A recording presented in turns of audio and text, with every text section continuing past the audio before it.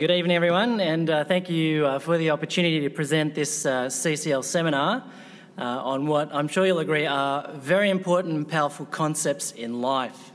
You only need to chuck in the words to casual conversation. What are you ashamed of lately? Anything you feel guilty for? And you just feel the awkwardness and tension and emotional intensity rise in the air. And so, as Tony indicated, many researchers suggest that one or both of these, shame and guilt, are in fact the key problems in human experience and society. And just before I begin, I should just put in something. I've been carrying a bit of a cold in the last week or so, and I've just finished a 3-day intensive master's course where I've been talking for 5 hours a day. So we'll see how we go with my voice. I think it's going to last, but I'm feeling a bit scratchy, so just in case. So these are the key problems in human experience and society. So, for example, Brené Brown of TED Talks fame calls shame a problem of epidemic proportions. While Sigmund Freud's research was devoted to what one writer puts it, the life-destroying dynamic of guilt. According to the National Mental Health Commission, mental health problems cost the Australian economy more than $60 billion each year.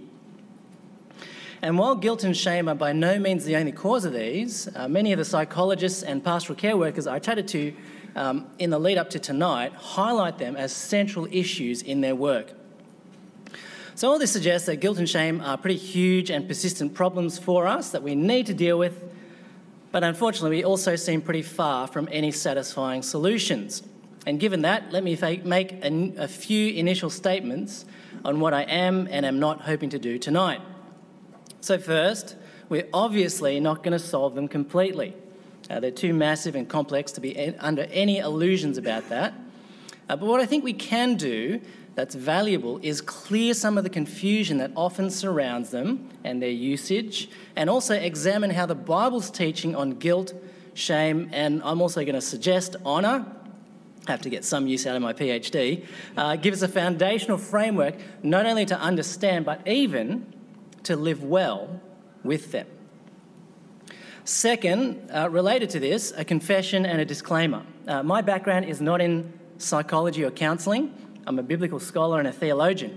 And if I can put it in a manner which I think works on so many levels for tonight, I'm neither a psychologist nor the son of a psychologist. Yeah, when you think of it, it's like Sigmund Freud, Prophet Amos merging into one. I think it's so beautiful. But it's important to say that I don't approach this topic with expertise in psychology. So there may well be some here who are much better acquainted with that field than I am. Why then am I giving this seminar, you may ask? Don't worry, I've asked myself that question same question several times in the lead up.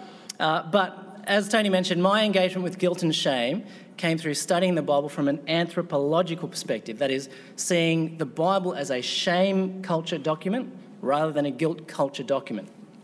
And this arose out of my personal experience as a second-generation Asian, ethnically Chinese, but born and raised here in Australia. So affectionately known as an ABC, Australian-born Chinese, or a banana, yellow on the outside, white on the inside. But having one foot in each culture type, so to speak, I found this approach to biblical interpretation both fascinating and also really important to consider. So that basically means my focus on shame and guilt has been more on patterns of cultural behaviour than individual emotions. And that emphasis is going to come out tonight. But while the two disciplines are quite distinct in their foci and how they use the terms, in fact, sometimes it ends up with almost opposite meanings, they're still tightly connected together, and I hope we'll see that they can inform each other and hopefully us as well on the topic. And finally, third, we're going to try and cover a lot of ground tonight across a range of topics and disciplines, and I find it helpful when starting off on something like this to have an idea of where we're going to eventually end up. So if you wanted a one-sentence summary statement of where we're headed tonight, here it is, on the screen, hopefully. Here it is. We deal with shame and guilt by receiving, then reflecting and returning God's honour, and that is his love and faithfulness to us in Jesus. That's my basic answer to tonight's topic, and I've tried to be careful with each word in it. But to see why I chose this particular formulation, let's focus a little bit more first on the problems to do with shame and guilt that I think this will answer. So first of all, the first set of reasons why shame and guilt seem to be such problems for us, I've called existential reasons. Most commonly understood, they're both negative emotions or experiences that we all have, which are detrimental or inhibit us from a sense of wholeness in some way. In other words, shame and guilt both make us feel bad about ourselves. Now, I say this without any triviality. Our emotions are a very important, powerful, but complex aspect of our beings, and when they turn on us, they can be highly destructive both to us and those around us. And this captures why, for many, dealing with guilt and shame means trying to rid ourselves of them. But things don't end there, because they're not just problems for us as individuals. Many analysts are suggesting our societal problems revolve around them as well. So last year, Christianity Today published an article suggesting the epidemic rise of things like cyberbullying and doxing, that sort of thing, indicates Western society is moving away from a guilt culture back to a shame culture. From the categories of right and wrong as the ethical standards in society to social inclusion or exclusion. Basically, loosed from the anchor of an absolute moral standard, we are now being led by the superficial but tyrannical whim of public opinion, and it is destroying us. The third reason why shame and guilt are such key problems for us is because the Bible says they are. Romans 3:23 says, "For all have sinned and fallen short of the glory of God." And in many ways, those two barriers to relationship with God, sin or transgression and falling short of glory, failure, map pretty nicely onto the categories of guilt and shame. And again, in the lead up to tonight, I saw two Christian articles and posts that described shame and guilt very powerfully in this way. They're coming up on the screen there. So the first one said, sin produces in us two awful tumours, guilt and shame. And the second one, guilt and shame are the children of humanity. They cling tightly to our side. They will not easily be shooed away. To live outside of Eden is to be intimately acquainted with them. We know them well, far better than we wish. We would love to part with them, but they won't leave us alone. So for Christians, there's also theological problems to do with shame and guilt. And you do often hear Christians who know they're saved once and for all by the blood of Jesus, but who still struggle significantly with these things and the insecurity that they bring to their relationship with God. Now, the fourth set of reasons is a little different from the first three, but I think it's actually the most critical if we want to deal with them well. And that is terminological reasons. Not terminator reasons, terminological reasons. That is, you scan the literature about shame and guilt in both psychology and anthropology, and the overwhelming impression you get is that almost nobody can agree on exactly what shame and guilt are. And the result is that the discussion of them is thoroughly inconsistent and sometimes downright confusing. So have a look at the following few quotes. So first from Brené Brown, shame is a focus on self, guilt is a focus on behaviour. It's a pretty stock standard definition from a psychological perspective at the moment. She expands, shame is I am bad, guilt is I did something bad. And so then she concludes from this, shame is highly correlated with addiction, depression, violence, and she goes on with a pretty long list, whereas guilt is inversely correlated with those things. It's incredibly adaptive. So basically, shame is bad because it's about you and your identity, but guilt is good because it's about behaviour which can more easily be changed, and so therefore you work on guilt because that can bring positive change. And so you kind of accept that and you go, okay, I think I'm happy with that. And then you read the next article and you get this. From a prison mental health worker's observation that guilt's focus on behaviour in rehabilitating criminals is useless if they show no personal remorse. He says, one cannot rehabilitate a population that has no shame for aberrant behaviour. In an increasingly violent society where external controls are breaking down, shame may be the best hope because it is the ultimate internal control. So now, shame, rather than guilt, is the thing that brings positive change. So which one is it? Is shame bad and guilt good? Is it the other way around? And anyway, I thought both were negative and detrimental. Well, how about these two quotes, specifically on the nature of shame? So first, shame is closely related to guilt, but there is a key difference. No audience is needed for feelings of guilt, not so for shame. The humiliation of shame requires disapproval or ridicule by others. So shame requires an audience, guilt does not. But then this from another author. One can certainly feel shame when alone. That is, shame does not require an actual observer or audience. So shame doesn't require an audience. Well, does it or doesn't it? I'm very confused. I think I may need some counselling myself. And so I think this is perhaps the key problem we have in dealing with shame and guilt, just clearly understanding what the heck we mean by them, how they relate to each other, and how we experience them. Now, all those authors do try and resolve these apparent contradictions in different ways, but can you see how this swirl of different, often opposing definitions really hamstrings us from the start? How can we deal with them well when we can't even figure out what they are?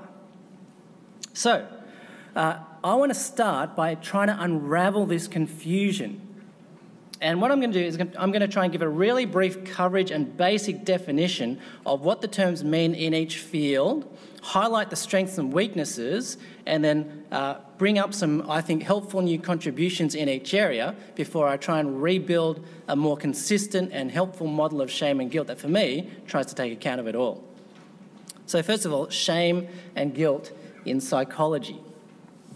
So in psychology, in fact, all of our contemporary understanding of shame and guilt springs largely from Sigmund Freud's work in the late 19th and early 20th century. And it's largely his theories that lie behind that wide range of definitions that we just saw.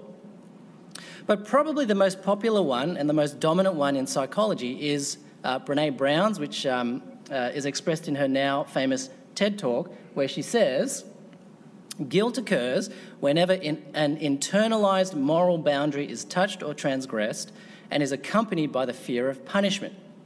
So essentially, guilt is doing what you ought not to do, so it's about how a person acts. Shame occurs when an ideal sense of self fails to be reached and is accompanied by the fear of exclusion or rejection. So in contrast to guilt, it's not being what you ought to be, usually in the eyes of others. So it's about who a person is. And so in Brown's terms, she says, guilt says, I'm sorry, I made a mistake. Shame says, I'm sorry, I am a mistake. See the difference there? Behaviour versus being, what I do versus who I am, punishment versus rejection, guilt versus shame. I think that's probably the most dominant definition in psychology, and in some ways it's very powerful, in some ways very helpful, but when you look at it more closely, as we will in a second, it is also incredibly problematic. Now, before we get there though, I want to compare that to the definitions in anthropology. And so the same terms found their way into anthropology in the now classic contrast between shame cultures and guilt cultures. Now, this all springs also from Freud's definitions, but basically anthropologists suggested that nations can be characterised or described in terms of whether their social dynamics spring from guilt or shame. That is, whether its people operated on an internalised or individualistic moral code, conscience or guilt, or an externalised or collectivistic set of social expectations and sanctions, or shame. So as Ruth Benedict puts it in her classic work on the difference between Japanese and US cultures post-World War II, The Chrysanthemum and the Sword, she says,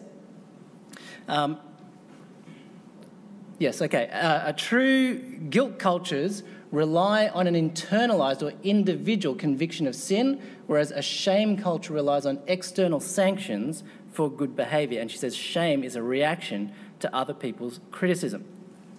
So to give you a feel for what this looks like in practice, I've got a table summarising the differences between guilt cultures and shame cultures, which I've adapted from an article off the net. And so you'll see there that in a guilt culture, You've got this situation where something may or may not have happened. Now, in a guilt culture, if I believe I didn't do it and other people believe I didn't do it, no problems. If I believe I didn't do it and other people believe I did do it, then I protest my innocence and fight the accusation. If I believe I did it and other people believe I didn't, I still feel guilty even if I get away with it. And if I believe I did it and other people believe I did it, well, then I'm guilty and punished. Flip that over to a shame culture, and now the same thing. If I believe I didn't do it, but other people believe I didn't do it, no problems. If I believe I didn't do it, but other people believe I did, then regardless of what I think, I am shamed and dishonoured by their belief. If I believe I did it, but no one else believes I did, then no one knows, so I'm not shamed. No problems there. But if I believe I did it and other people believe I did as well, then I am shamed and dishonoured again. Now, can you see the axis along which each works? For a guilt culture, the key axis is I believe I did it. That's the determinant, the individual. Whether or not anyone else knows it, I know it, and so I feel guilty, or I'm guilty in fact. Whereas in a shame culture, the thing that makes things real is the opinions of others. So whether I believe I did it or not, if they believe I did it, that's the thing. And so that's the way that the two different cultural types are characterised. And here, what we see is guilt and shame are not so much two emotions within one individual, but actually two different types of social motivators. Okay? And that's where you get these key classifications, a guilt-innocence culture versus a shame-honour culture, and sometimes people add a third, a fear-power culture. Now, just before we move on, though, I want to also note how this anthropological approach to guilt and shame has impacted our understanding of the Bible. So over about the last 50 years or so, there's been an increasing recognition that contemporary biblical interpretation and theology has come almost exclusively from a Western, individualistic guilt culture viewpoint. But the problem is, the Bible is not a modern Western document. It's an ancient Near Eastern one. In other words, according to this scheme, it is not from an individualistic guilt culture, but a collectivistic shame culture. And if that's the case, then maybe Western evangelicalism, with its focus on individual salvation and the cross as punishment for guilt, has been misinterpreting the shame-based Bible all along. And when you think about sometimes neglected verses like Hebrews 12:2, Jesus endured the cross, scorning its shame, or 1 Corinthians 10:31 that says we are to do everything for the glory or the honour of God, suddenly a guilt-innocence paradigm seems a little inadequate to be the flag bearer of biblical understanding, and maybe an honour-shame one would actually be better. And in fact, some theologians are calling Western evangelicals to do just that, jettison the guilt gospel and preach instead the shame restoration gospel.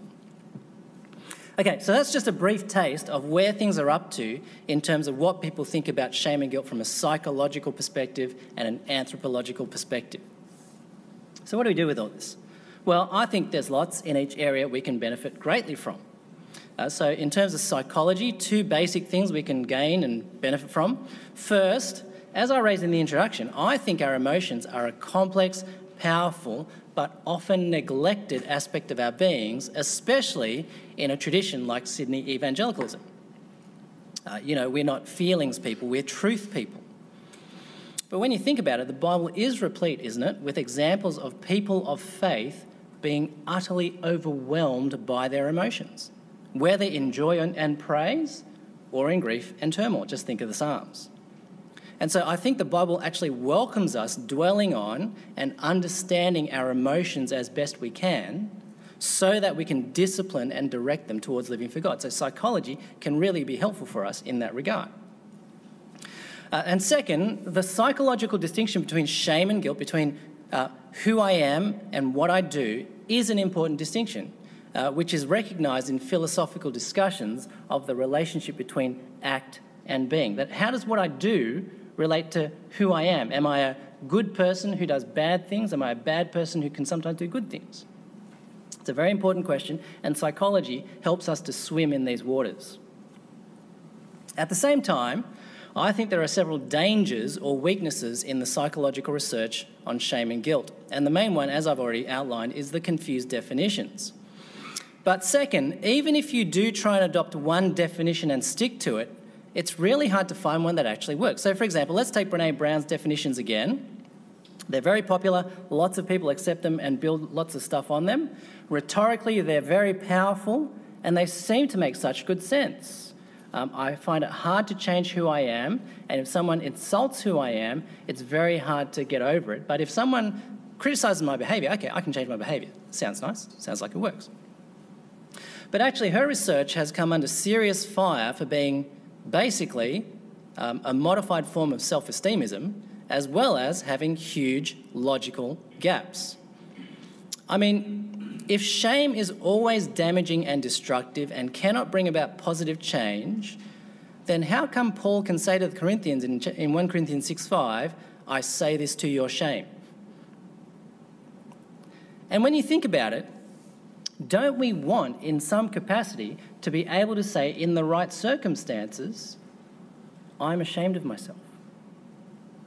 Or you ought to be ashamed of yourself, where our intent is not to exclude or reject, but to actually bring the other person back to their senses so they can be included again. And so I'd argue that it's very possible for shame to be just as restorative, positive, adaptive as Brown claims guilt is, and vice versa, that guilt can be as destructive a force as Brown says shame is. So I think there's something fundamentally faulty in her logic, because when you just press the model a little bit, the whole thing collapses. And I think the same thing can be said for most psychological formulations, and hence articles keep being written on why no one agrees on shame and guilt. But thankfully, it's not all bad news. There have been some very helpful new contributions, and I want to highlight one in particular. It's a book called In Defense of Shame by 3 authors, Dionne, Radogno and Tirone. And as the title of the book implies, they want to defend shame as a necessary and in fact beautiful part of our emotional makeup. And so what they do is they draw a key distinction between the shame you feel and the act of shaming that brought it on. In other words, they ask the question, what was it that made you feel shamed? And the answer to this question leads them to conclude that the emotion of shame itself is not the problem. Rather, it's being shamed for irrational or immoral reasons.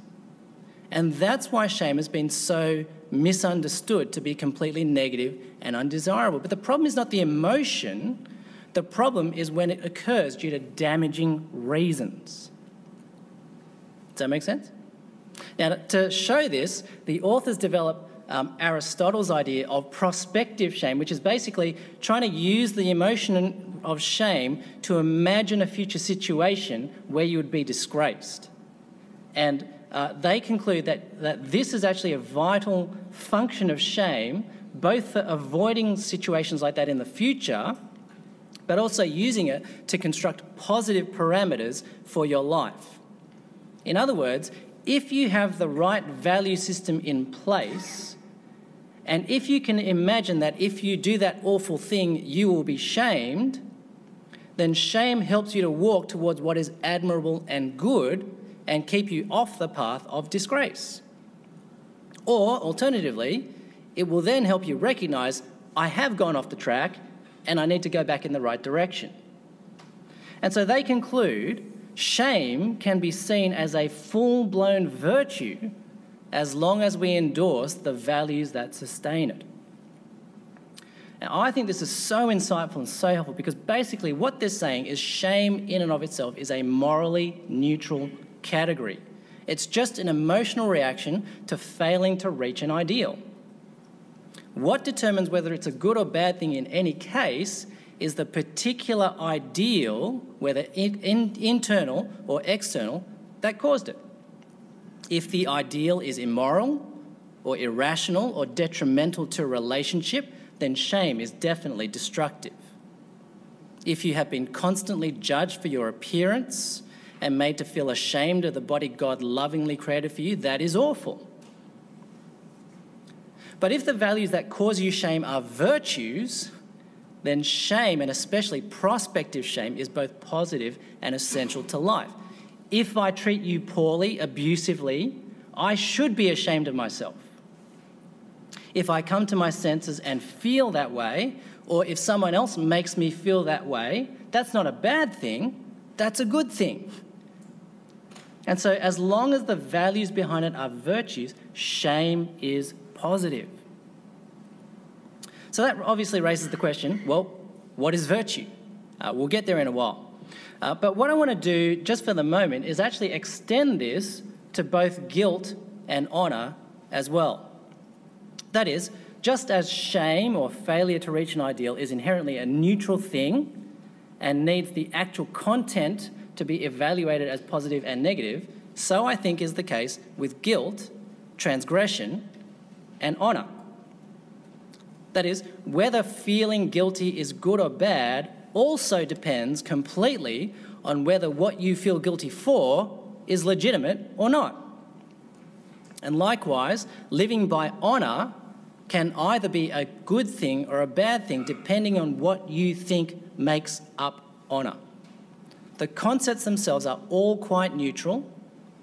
The emotional reactions are all quite neutral. They need filling, all of them, by particular values in each context to determine how to assess them as positive or negative, as beneficial or harmful. Does that make sense? I find that so helpful and so clarifying in reading a lot of the literature, because I think the problem is so many people have already invested the terms with negative connotations and then use them from that point. But I think these guys have demonstrated that how flawed that is as a model. Okay, so that's psychology. How about anthropology? So first, I think one of the main benefits of research into shame and guilt cultures have shown how important the concept of honour is for people groups across the world, including in the biblical world. Second, related to this, I think the emphasis on social sanctions in these cultures highlights the emphasis that many cultures worldwide have on relationships, and in particular, right patterns of relationship, which the Bible also shares. After all, that's one of the main ways even we Sydney evangelicals talk about salvation, isn't it? Having a right relationship with God. And so honour-shame culture studies might actually help inform us individualists what right relationship with another person actually means and looks like. And third, honour-shame studies can help us better understand and so hopefully enable us to better and more humbly engage with people from cultures that are very different to our own. And in practice, I know many missionaries have found this strand of study very helpful for cross-cultural ministry. Finally, if the Bible was written in an ancient shame culture, then the cross-cultural studies obviously benefit our biblical engagement and interpretation as well. So that's, I think, the main benefits of anthropological study of the Bible.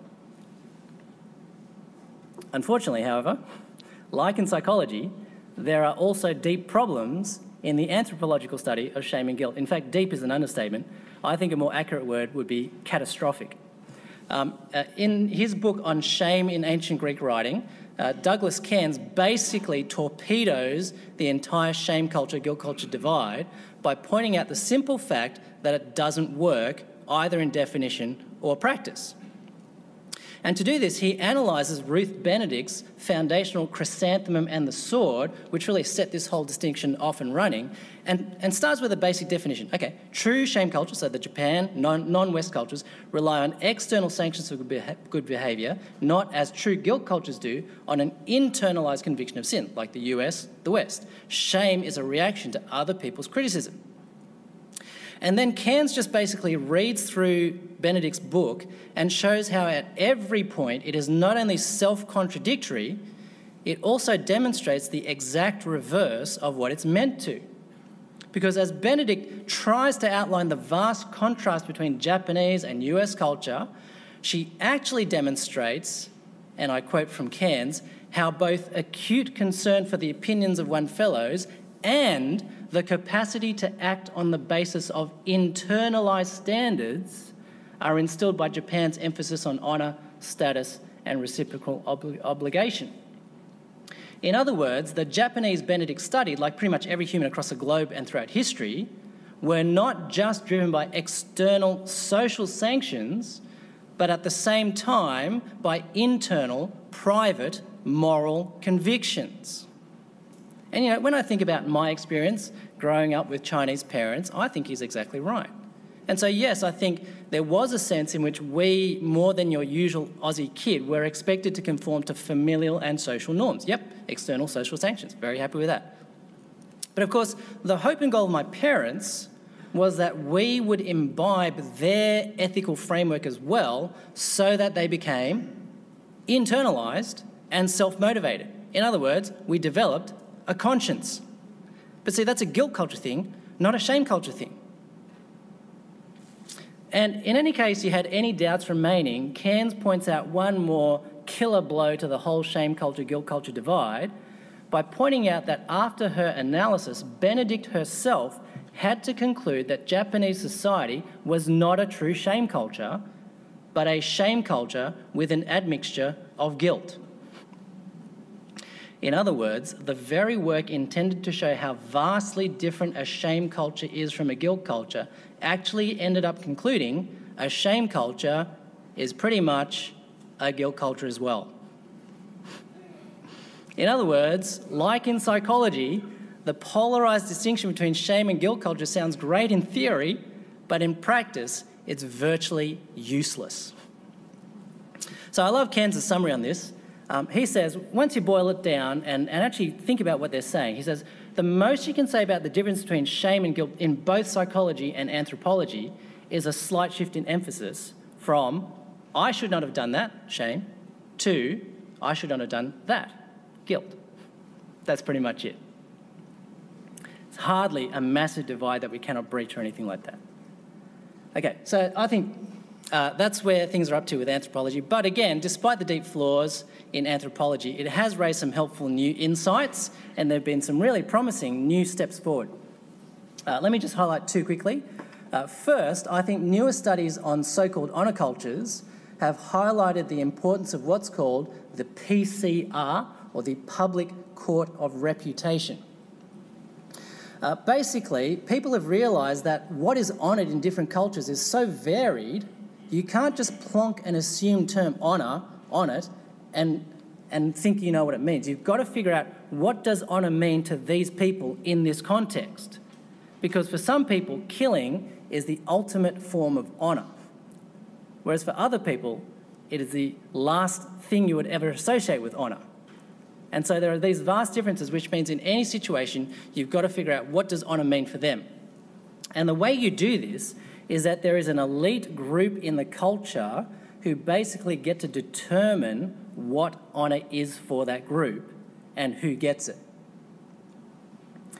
But the thing is, there's actually usually a whole stack of these PCRs, these public courts of reputation in a society, and they're all competing to have their view of honour at the top of the pile. So, for example, in a Roman city in ancient times, you would have the Epicureans and the Stoics arguing about who really had the best way to live, and then you get the Christians in there as well, and they're all competing with each other to try and get their view of honour dominant and determinative for society. Now, I hope you can already see how applicable this might be, not only to those so-called honour cultures, but also to our so-called guilt culture as well. So think about how some of the recent political debates on key social issues were conducted. Think about the slogans that were used, think about the tone of the argument, think about the appeal to ideals that were involved. Doesn't the idea of different PCRs with their competing views of what is truly honourable and shameful, all jostling to get their view dominant and determinative for society, just fit the bill perfectly?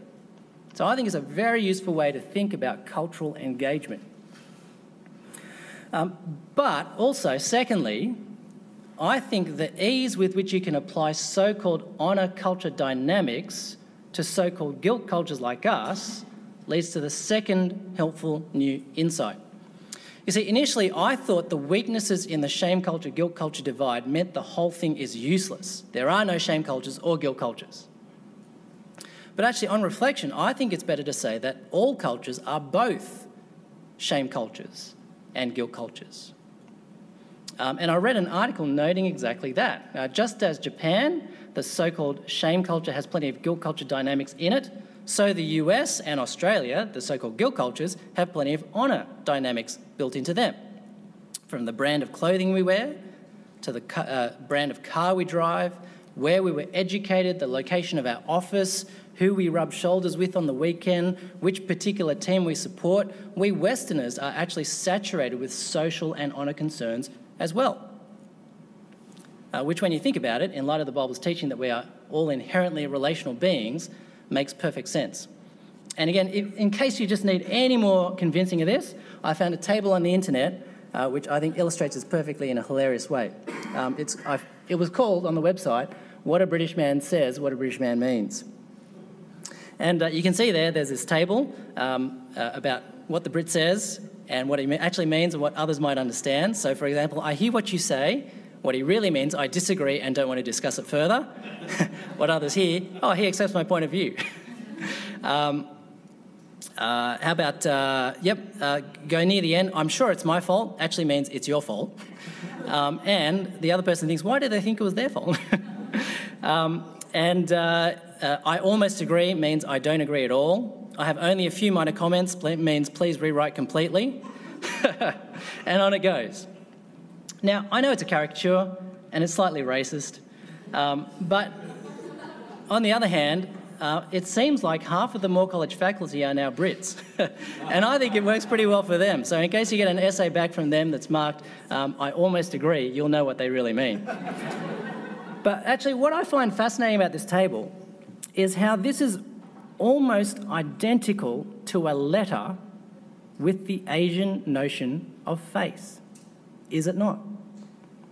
Doing or saying what will maintain the stability of social relationships rather than necessarily what you think at the time.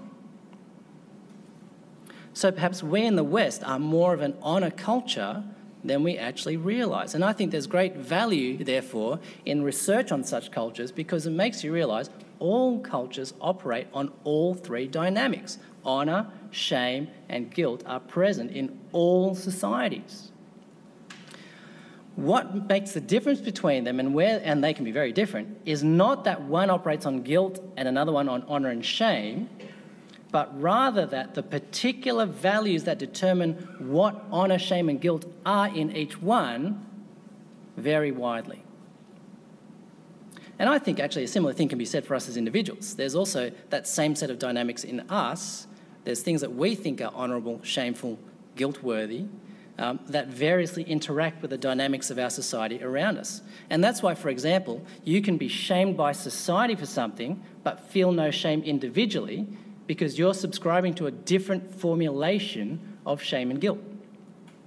And alternatively, that's also why something like peer pressure has always been as powerful a force in guilt cultures as in shame ones. Because at the end of the day, we are social beings.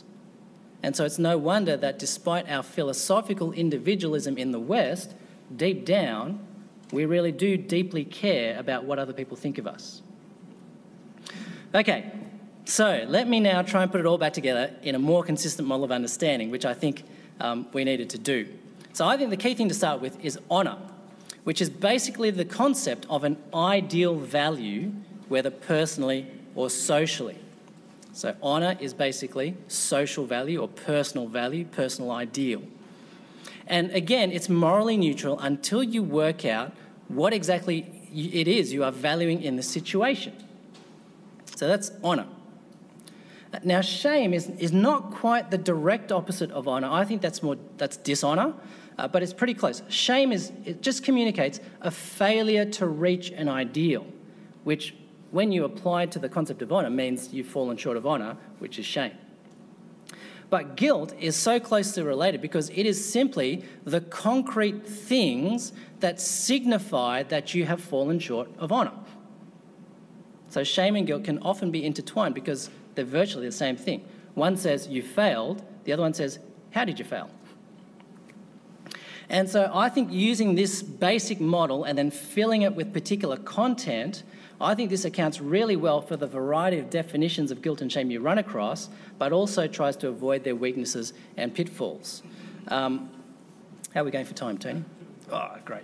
So let me give you a couple of quick examples and illustrations of applying this model to vastly different things, but seeing how they work well. So I'm going to do one that's trivial and then one that's serious.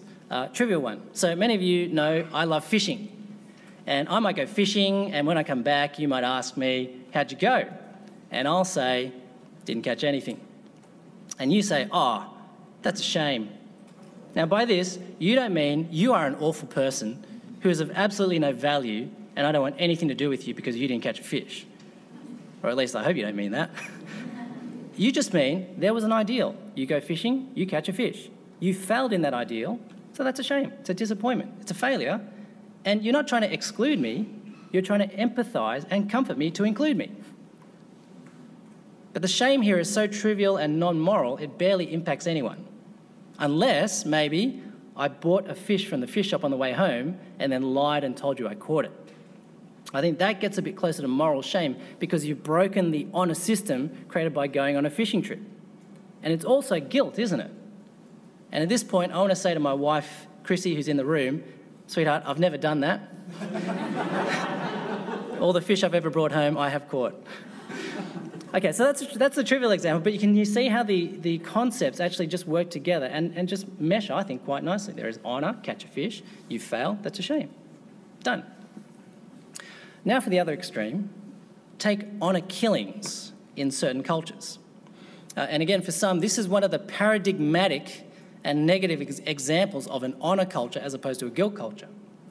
But when you take into account that actually the ethical standards in those cultures are very, very highly developed, but they're just developed along different lines, I think it's much more accurate to say that in this cultural system, it is not only shameful to dishonour your parents so that you have failed in the ideal of what a child should do, it is morally wrong. So wrong that it is a severely punishable offence. So you see how shame and guilt with punishment so easily slide into each other. Now, we might disagree vehemently with the practice, and I hope you do, but it's not because they're one culture type, shame, and we're another culture type, guilt. It's because the honour value that generates that morality differs from the honour values that generate ours. So I think this formulation of honour, shame and guilt and how they relate to each other works so much better in how we use the terms in various settings, why they can both, guilt and shame, be internal and individual and external and social, why they can be completely trivial or utterly serious, why they can be highly emotional or barely emotional at all, why they can sometimes seem so absolute and long-standing and other times totally relative and recent, why shame can easily refer to acts, and why guilt can just as easily refer to being an identity, and ultimately why each of them can be so good or so bad.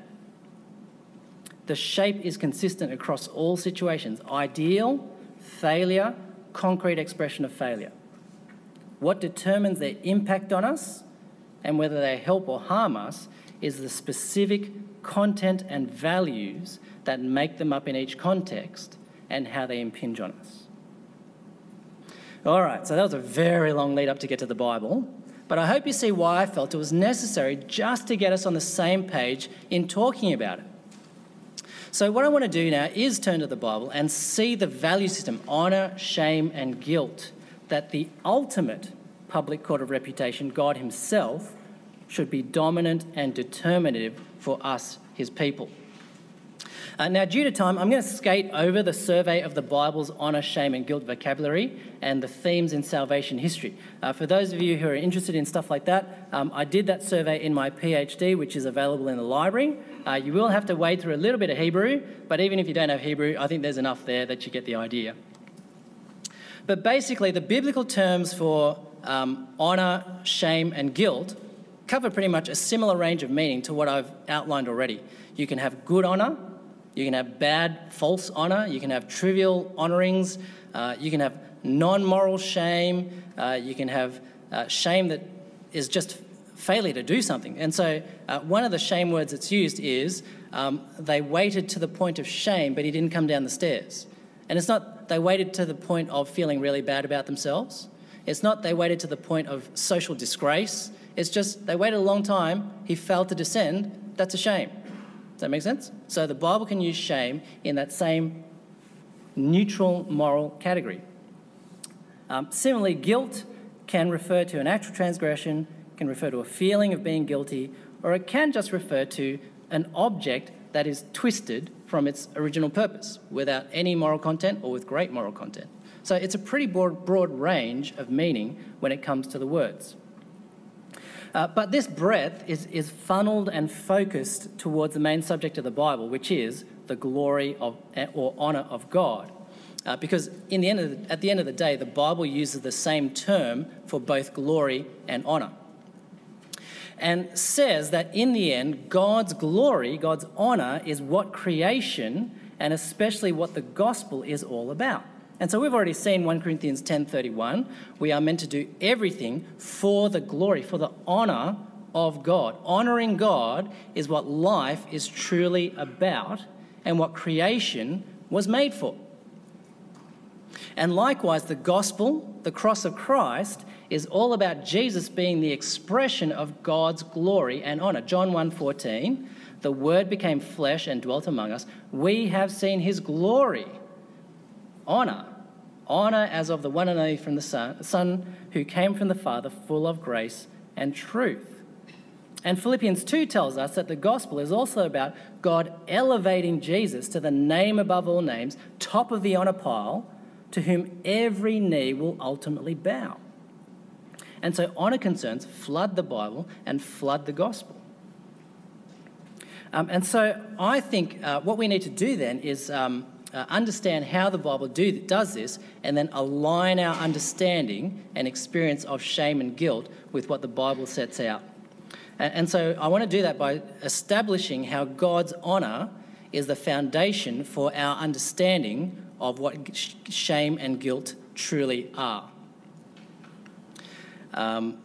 Yes, okay. So what does it mean that we should live for God's honour? What do you think that fills that content, God's honour? What is God's honour? The Bible obviously talks a lot about that subject, given it's the central topic of Scripture. And as you scan the language, God's glory or God's honour is tied to his power and his worth, his splendour and his beauty, his reputation and his rule. But the thing that lies at the heart of it all and ties them all together is perhaps a little unexpected. It's revealed for us in a key episode in Israel's wandering in the desert in Exodus 33 and verse 18 and following, which is the aftermath of the golden calf incident. And even though that situation gets resolved, Moses, presumably still exasperated with the people, asked God to show him his glory as a sign that he is still with him. So verse 18, Moses said, "Now show me your glory." And God's answer is striking. Verse 19, "And the Lord said, I will cause all my goodness to pass by you, and I will proclaim my name, the Lord, in your presence." See, what is the glory and honour of God fundamentally? Not his power or riches, his character, his goodness, which is then defined for us in the next chapter, chapter 34, verses 6 to 8, when God does pass by Moses and proclaims his name, the Lord, the compassionate and gracious God, slow to anger, abounding in love and faithfulness. And these two terms, love and faithfulness, become a summary of who God is at his heart, and therefore what he deems is of ultimate value, ultimate honour. Love. In the Bible, it is a fierce determination to do good to another person, regardless of the cost to you. And faithfulness, a steady commitment to fairness, justice, and reliability. That means you can depend on someone and build a solid relationship with them. Sometimes you might see the synonyms that God is full of mercy and justice, or grace and truth, like what was said of Jesus in John 1:14. And the point of all this is to say that this all means that the honour of God is a wonderful thing. It is his love and his faithfulness. What else would you want creation to revolve around? See, God's honour is not the self-aggrandizement that is often associated with human honour. It is his self-giving goodness to those he has made. And when you see it in that way, isn't living in that sort of honour system life and blessing itself? And so that is the ideal that the Bible sets as true honour. And that then gives you the foundation of how to understand shame and guilt properly, especially as we experience them. Now, to help us to understand how this works, I want to use an illustration of how the world's meant to work from the American theologian and revival preacher Jonathan Edwards from his tract, The End for Which God Created the World. And he uses this image of God's glory. He says, imagine a light source like the sun. I think there's a diagram coming up or a picture. And a mirror. So God is like the sun. He is the source, and he makes the world so he can pour forth his glory into it, fill it with his honour, that is, his serving love and faithfulness to us. But the process doesn't end there, because creation, and especially we humans, are meant to receive God's glory and then reflect it around so that the world is filled with his good gifts, and then return his glory as we use his gifts in accordance with his will and praise and thank him, the giver. And so there is this rebounding relationship of love and faithfulness from God to us and us to each other and then back to God.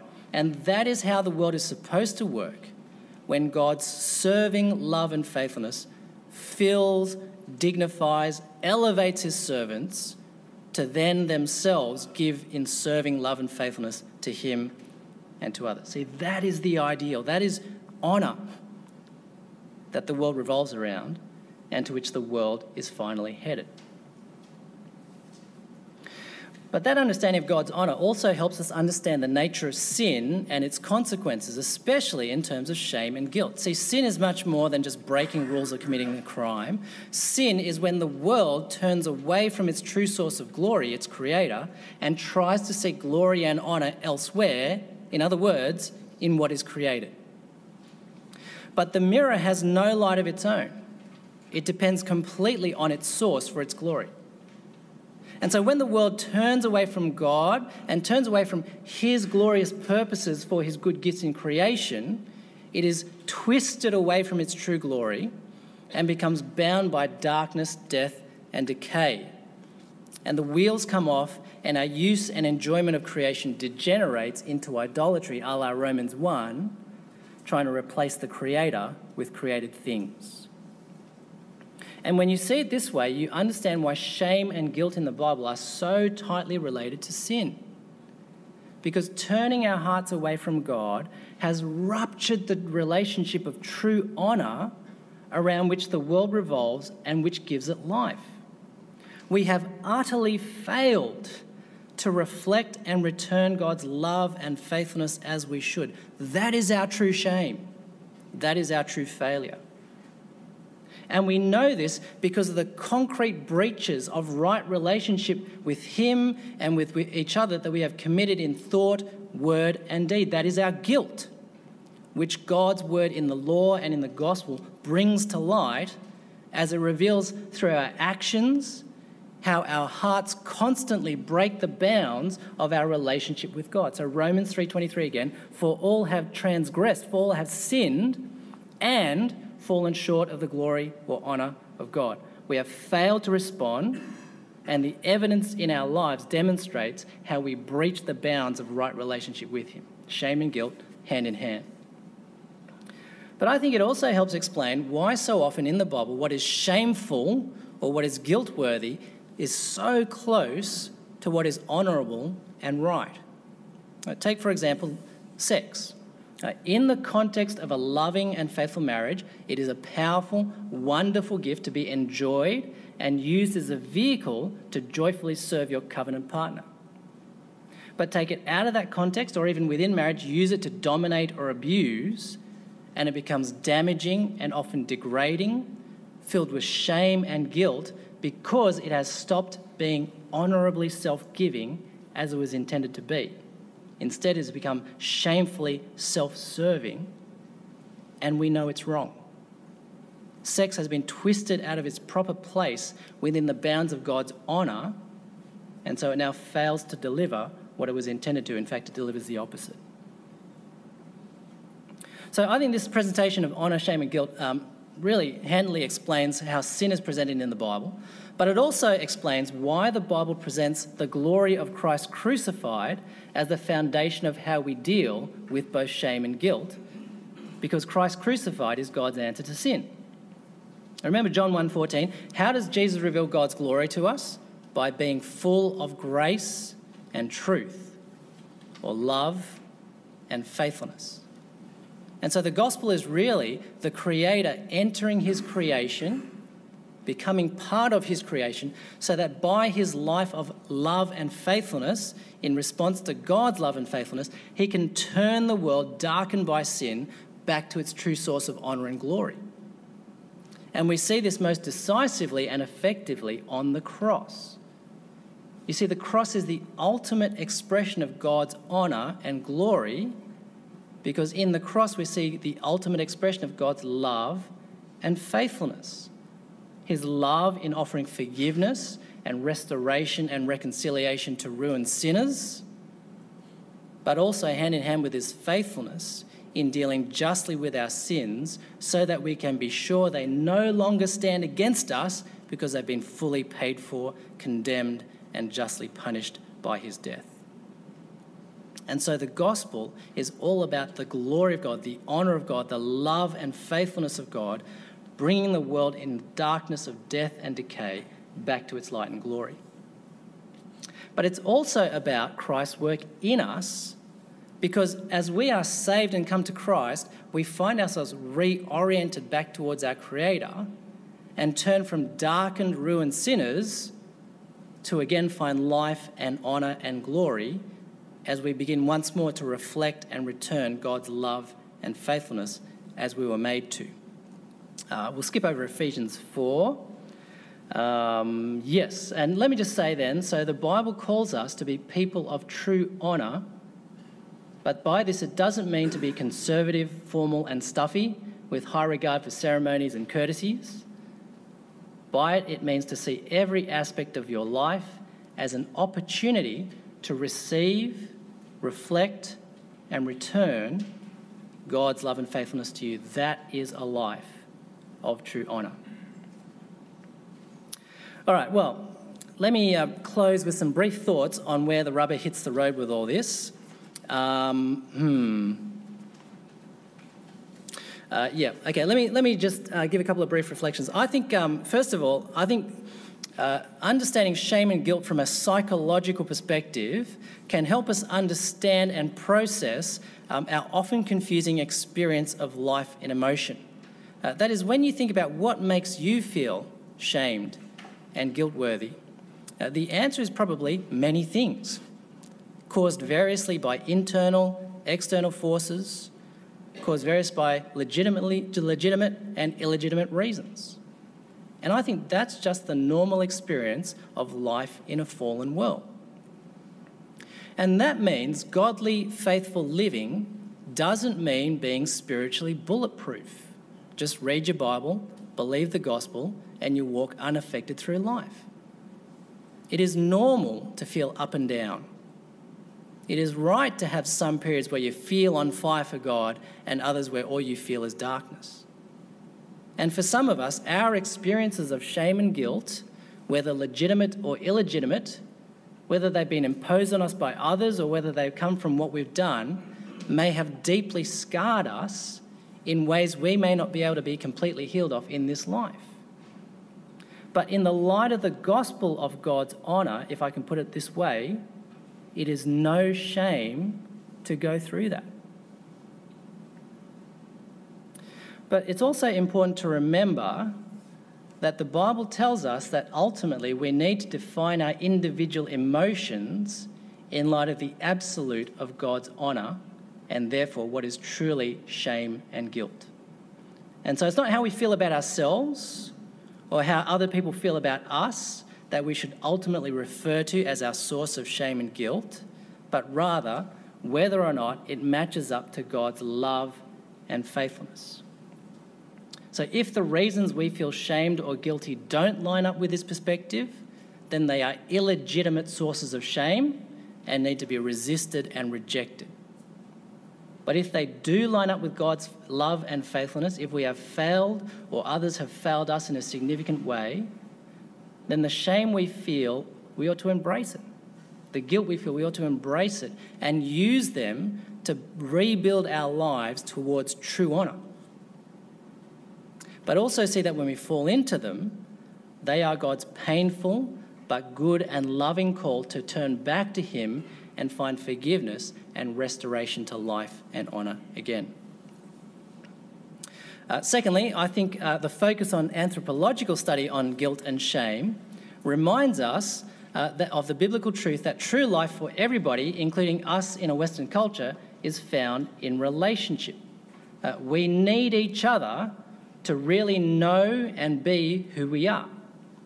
Most of all, we need God, but we also need those around us. And that is why in the New Testament, church, that is gathering together with our brothers and sisters in love and service, is the central aspect of the saved life in the New Testament. Because it's when we're together that we have the opportunity to reflect God's love and faithfulness to others, which, remember, is one of the main reasons for our existence. And I think it's in church, when we gather together as God's people, that the complexities of our various personalities and our gifts, our various individual strengths and weaknesses and our individual seasons become opportunities to both receive and express the goodness of God.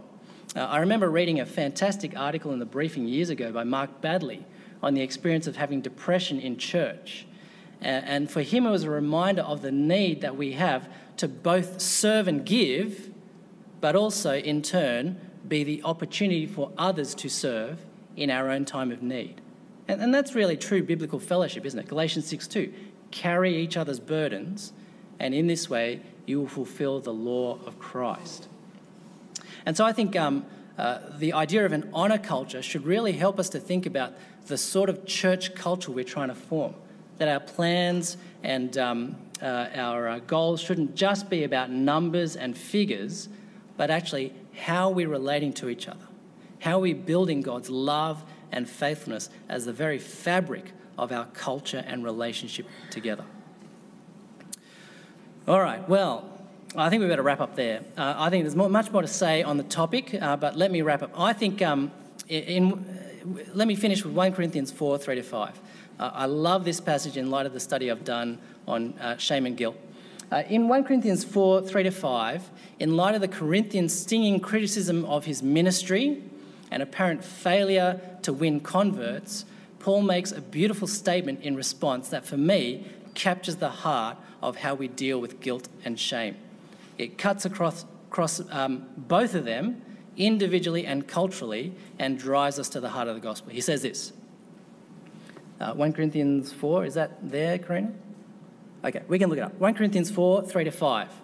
Paul says, I care very little if I am judged by you or by any human court. Indeed, I do not even judge myself. My conscience is clear, but that does not make me innocent. Instead, it is the Lord who judges. He will bring to light what is hidden in darkness and expose the motives of the heart, and at that time, each will receive their praise from God. See what Paul says? I don't care if I'm judged by you. So externally, I don't care if you shame me. But I also don't even judge myself. So it's not my conscience that's the main directive. No, it is God who judges me. It is his public court of reputation, his honour, that matters in the end.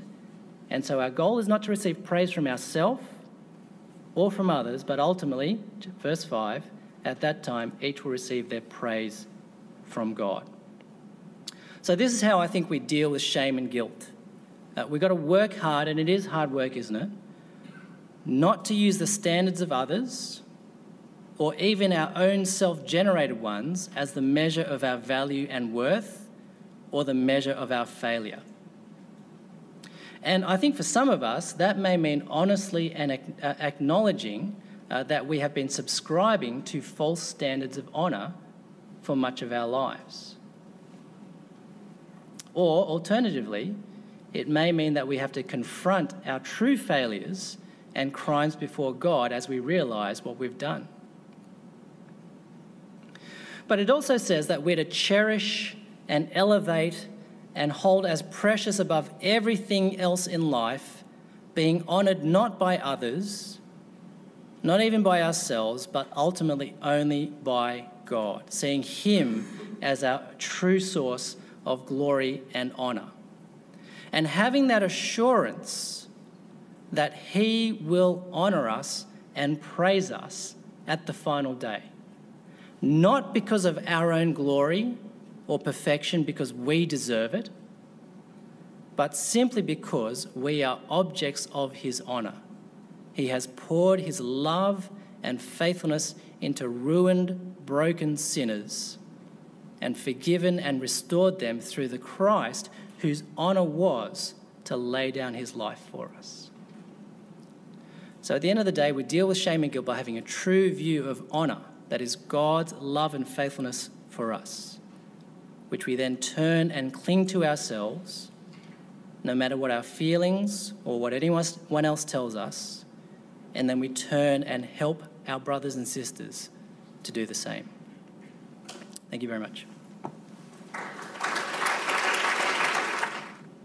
So the question is, I'll repeat the question each time for the live stream and for the tape as well. In preaching, in the communication of the concepts of honour and shame, how should the preacher approach these things, Dan? Are there ways in which you can use these categories poorly or well? Want to comment on how it relates to preaching? Yep. Yeah, thanks, Gav. Thanks for the question.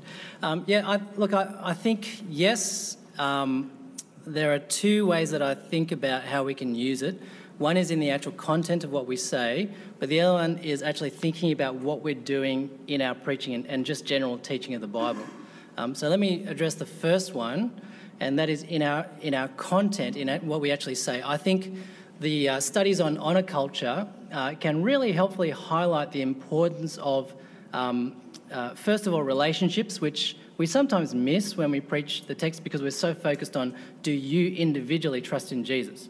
And so we can use it to actually alert ourselves and our congregation to just the vast amount of stuff about our relationships with each other and how we actually need to express our personal faith in love. And so I think that's one way it can be very helpful. A second way it can be very helpful in content is that we... hang on a second, I just lost my train of thought. I had something really fantastically insightful, and it's just gone. Okay, let me move to the second question, and I'll see if I remember the first point. In terms of a more meta question, I found this so helpful in shaping my preaching and teaching of the Bible because it's enabled me to see, what do I think I'm trying to achieve with this? And what is my goal in standing up here for the next, depending on how long you preach for, 20 to 40 minutes, gas bagging away, sit down, what do I want to have happened? And for me, it used to be, I want to have explained the text really clearly. But I actually think, while that's necessary, that's not what our aim as preachers and teachers should be. That is, our aim as preachers and teachers should be our aim, well, the aim of creation. And that is that the people who hear us and hear the word that we are speaking to them receive, reflect, and return the love and faithfulness of God. And so in your preaching and teaching, that's what you're trying to communicate to people. How do you see through this word, and in our experience springing off it, the goodness of God that He's imparting to you? How do you see the challenge to then be filled with that goodness and reflect it to others? How do you see the call for you to give your life in thanks and praise to God through this text? If you can do that through the text, I think you are being faithful to it. Now, you need to be sensitive to the particular way that text does it so that every sermon doesn't sound the same. But I think that's the rationale behind what you're doing in preaching, and that comes from studies of honour cultures. Terrific. Other questions? So the question is, if in Dan's summary, honour is the ideal, shame is falling short of it, and guilt is the act that demonstrates that falling short. Could you just illustrate that distinction for us, perhaps? Sure. Yes, thank you. It would be nice if we could actually find an example of this rather than have it as an abstract model that when you push it, it collapses. I do have an example, thankfully. So think about, in recent times, the successful prosecution of Christian bakers who have been sued for not or for refusing to bake a cake with a certain logo or slogan on it, which they felt was contrary to their convictions. And you think about how did this happen? How can you get prosecuted for saying, no, I don't think I want to bake your cake? And then think about how 10 years ago, the same court case probably would have been thrown out. So how is it that now you can actually successfully ruin someone's life through this? What has happened is there is a previous honour culture where a certain view of relationships was held as ideal, and the opposite view of relationships was seen as a failure of that, a shameful failure. What we have now is a complete overturning of that value system, where now the ideal that you cherish is if you want to get married, you get married. If you want to do this, you can do this, because it's all about completing the wishes of an individual or a group or a certain minority. And so what's happened is now it is a failure of the ideal, a shameful thing to say, no, I don't want to bake a cake, which means, no, I don't want to support you. So that's shameful, right? How dare you say that? Now, you can get so put out by this, but we cannot allow this. So what do? Let's punish it. So we form a law now that if you do this, you refuse to do it, you will bear a penalty. So you can see how honour has formed shame, which is morphed into guilt. How do I know that you are a dishonourable person? Because you have failed in this activity to match the ideal that I want you to match. Now I can punish you for it. Does that make sense? So see how easily honour, shame, and then guilt come into it. The question is the modern distinction, evangelical distinction between seeing the Bible as guilt or shame, is it reflective of that much older way of viewing the atonement? The difference between Anselm's view of the atonement as satisfaction of God's honour and the more classic Reformation view of the atonement as a guilt offering that satisfies God's justice. Do you want to? Yeah, thank you. Yes, I think this is where theologically the rubber is hitting the road for us in all this cultural study stuff. That is, what is the most appropriate cultural value that the cross conveys?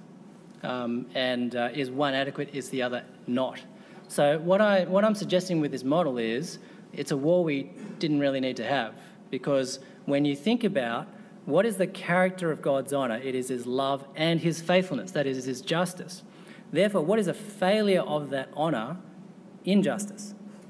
And so when you see in the Bible shame language, it is so often tightly intertwined with breaking of the covenant that it's, which one are you punishing? Or which one are you kind of going on? Are you saying you're shameful for this, for being this way, or are you saying you're punishable for what you did? It's both. And I think it's actually, I find it really ironic that in some earlier attacks on, say, penal substitutionary atonement, they would say it all started with Anselm, right? He started this whole payment thing, and then that's tracked through to the reformers. But the second generation have gone, oh, hang on, he didn't talk about guilt. He talked about honour. But he's still talking about satisfaction, so that's kind of payment. And so they already get confused about, is Anselm an honour person or is he a guilt person? I think it's because they've separated notions that actually belong together. Because a constituent part of God's honour, and therefore a sort of a necessary part of what forms shame, that is a failure of that honour, is a failure of justice. And so sin is when the right relationship that God's honour establishes is twisted and broken. It is both shame and guilt. So, Dan, how, from cultures that are more collectivistic and therefore more classically described as honour cultures, how can we learn from those cultures in our reading of the Bible? Now, you did touch on this, but you want to just expand on that briefly? Yep. Yes, thank you. That is a very good question, and it's It's one that you basically just do and then feel out, I think. That's the answer. There is no clear answer because what you learn from each culture will be distinct. And I want to resist. I mean, at the one hand, I want to say, sure, philosophically, we in the West are more focused on the individual. But I want to be very careful with that because as I was thinking about it, I was going, no, I don't think that's actually quite right. I think we are as collectivist as everybody else, but we are collectivists who have a particular regard for the individual. And so, sure, we can learn from other people's emphasis more on group dynamics because we don't often think about them as much. But I referred to that Christianity Today article on doxing and internet bullying and that sort of stuff as apparently indicative of a move back towards shame culture. But I actually think, nah, when you press it, it collapses. So what they're saying is bullying is happening, it's really detrimental, and that indicates we're now a shame culture online. And I think, okay, back in the 80s when I was in primary school, bullying happened. It just didn't happen on computers, it happened in person. But it still happened. There were bullies, there were nerds, there were groups in the playground, they all interacted, and you knew which group you belonged to. That's an honour culture, right in the middle of guilt heartland.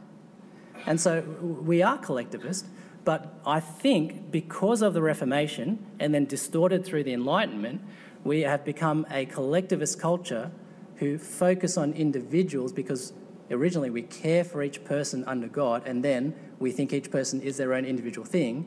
And so that's what we are. That's what is classified as an individualistic culture. But it's interesting that as we're letting go of the Bible and its view of the individual person and their dignity, that is why people think we're moving back to a collectivistic culture. But I don't think that's quite right. Anyway. Thank you so much, Dan. Our time is basically up, but I want to reserve the chairman's right to get to ask the last question. You thought you were out of here. I just want to ask you one more. Would it be right to say that, talking about the place that guilt and shame have in our everyday lives, that just as C.S. Lewis called the pain we experience God's megaphone to us, can guilt and shame, how can they be positive experiences for us? In a sense, God's speaking to us about our lives. Yes. Yes, thank you, Tony. And I think that's a very, very helpful place to leave it. I think, again, we have to be very careful to think carefully about what are the values that are causing these things in us. Are they truly God's values that are calling us to repentance, rebuking us for right breaches of love and faithfulness? If so, then that is a remarkably positive thing. Why? Because undergirding them all is the assurance of God's prior love and faithfulness in the cross, his grace and mercy, that no matter what we've done, no matter how far we've fallen, no matter how despicable we've become, there is always grace and forgiveness. That is a stable platform on which to deal with these things honestly and openly and helpfully. But if we lack that basis, then they become terrible oppressors. Or if we bring them in from other sources, illegitimate sources, then the gospel doesn't seem to deal with it because the gospel's dealing with our true shame and guilt, but we're actually accepting false shame and guilt from elsewhere. And so that's why I think often these things can cling to us.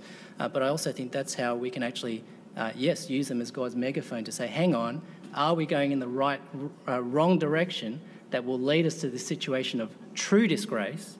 And is God saying, stop before you go any further? It hurts because the end point hurts even more. Get back on the right track.